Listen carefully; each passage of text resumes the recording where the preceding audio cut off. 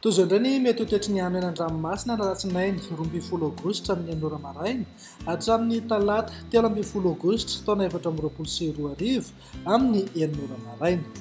Tsy misy ny fampitandremana any an-dranomasina na izany na tsy izany azy dia entanina foana mipendrika mba ho mailo rehefa mivoaka any an-dranomasina izay.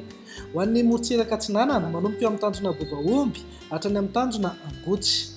Anorana tandrifin-drahona vitsy ho avy atsimo atsinanana ny rivotra ka ho 20 hatramin'ny 30 kilometatra isan'ora, hatratra 570 kilometatra isan'ora any avaratry Voemary.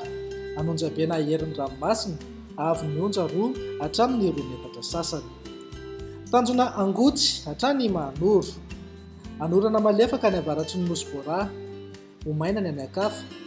Ho avy atsinanana na atsimo atsinanana ny rivotra ka ho 7 hatramin'ny 20 kilometatra isan'ora.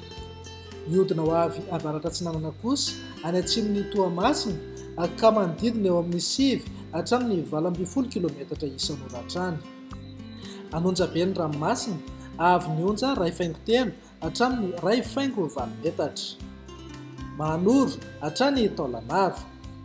Andrahoana amin'ny tsitokotokona ibalika amin'ny masoandro.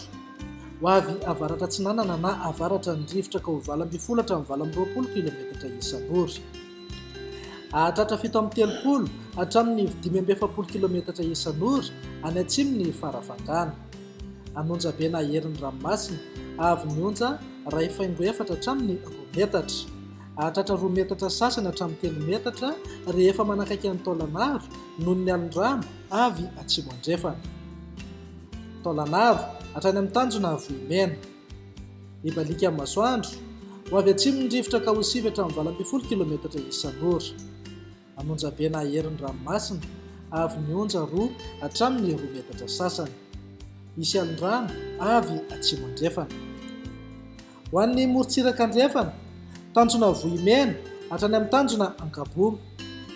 Ibalika amin'ny masoandro ho avy atsimo na atsimo atsinanana ny rivotra ka ho 7 hatramin'ny 20 kilometatra isan'ora. Anonjabena herin'ny ranomasina avy nionja manodidina ny 2 metatra. Hahatratra 2 metatra sasany hatramin'ny 3 metatra any amin'ny tapany atsimo noho ny alin-drano avy atsimo andrefana.